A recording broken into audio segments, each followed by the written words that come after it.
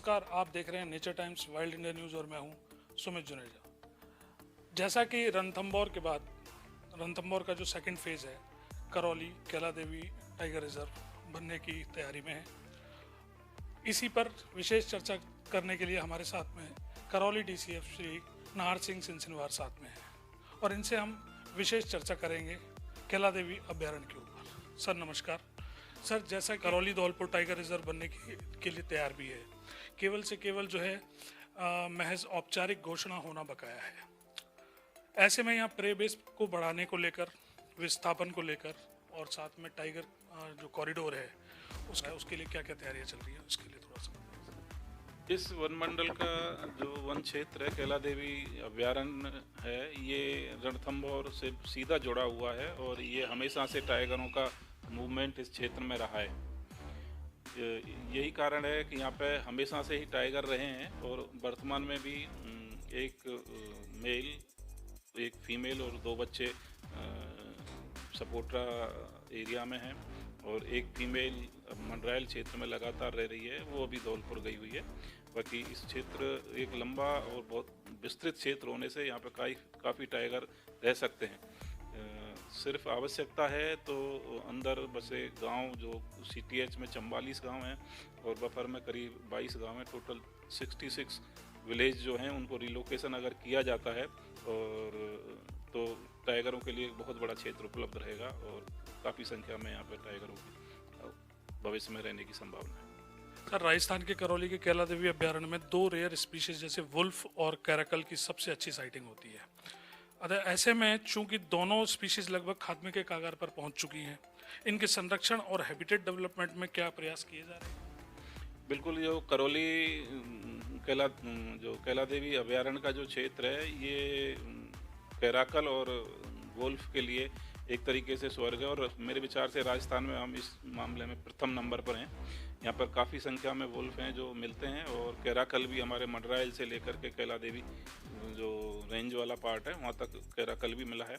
हम इनके लिए लगातार गश्त कर रहे हैं और इनका अभी WII की एक टीम है, वो भी यहाँ पर कैराकल पर काम कर रही है। तो इनके लिए हम जो भी भोजन हैबिट्स हैं उनके अनुसार इनके लिए कार्रवाई विभाग द्वारा की जा रही है। सर, रणथंभौर की तर्ज पर यहाँ टाइगर टूरिज्म को बढ़ावा देने के लिए फिलहाल क्या प्रयास चल रहे हैं? यहाँ पर टूरिज्म को बढ़ावा देने के लिए गाड़ियों का रजिस्ट्रेशन किया हुआ है। बीच में कुछ गाड़ियाँ यहाँ पर रखी भी थी, लेकिन टूरिस्ट का वो ज़्यादा अभी नहीं बन पाया है इधर। उसका एकमात्र कारण है कि यहाँ अंदर जो प्रे बेस है वो कम दिखाई देता है और जो गांव बसे हुए हैं उसके मवेशी ज़्यादा दिखाई देते हैं। इस कारण से टूरिस्ट नहीं जाता है।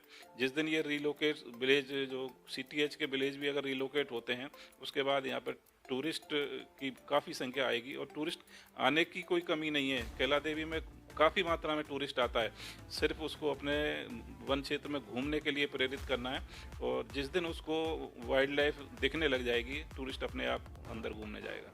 सर, चूंकि आप यहाँ रेंजर के पद पर भी स्थापित रह चुके थे और अब आप यहाँ DFO के रूप में कमान संभाल रहे हैं, तो आप जब इस क्षेत्र की कमान जब आपके हाथों में है, तो आप यहाँ वन्यजीव संरक्षण और साथ ही साथ अवैध खनन पर रोक, अवैध चराई पर रोक, अवैध शिकार पर रोकथाम और टूरिज्म को लेकर क्या कुछ नया करना चाहिए? अवैध खनन, अवैध कटान के लिए बिल्कुल 0 टॉलरेंस पे स्टाफ काम करता है।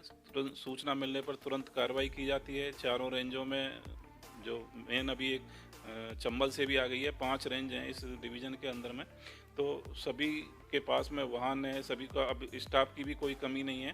तो अब अगर कहीं भी कोई अवैध गतिविधि की सूचना मिलती है, हम तुरंत कार्रवाई करते हैं। टूरिज्म के लिए हम प्रयास कर रहे हैं कि नए रूट्स भी बनाए जा रहे हैं और रिलोकेशन के लिए भी लगातार ग्रामीणों के साथ में बैठकें की जा रही हैं, जिससे ये लोग बाहर निकलें और टाइगर को लिए स्पेस मिल सके।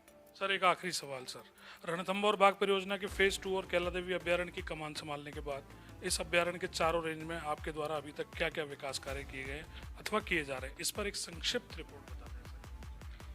टाइगर संरक्षण के लिए विशेष तो मॉनिटरिंग, स्टाफ की मॉनिटरिंग ही है। प्रे बेस तो है, लेकिन अभी वो ऊपर प्लेटो पे नहीं है, नीचे खो जो एरिया जिसको लोकल खो बोलते हैं उसमें काफ़ी है। और मेन कार्य तो हमारा विस्थापन का ही है। जिस दिन हम विस्थापन में सफल हो जाएंगे उस दिन यहाँ पर प्रवेश की भी कोई कमी नहीं रहेगी और यहाँ पर टाइगरों का भी काफ़ी बड़ी संख्या में आना होगा। धन्यवाद सर।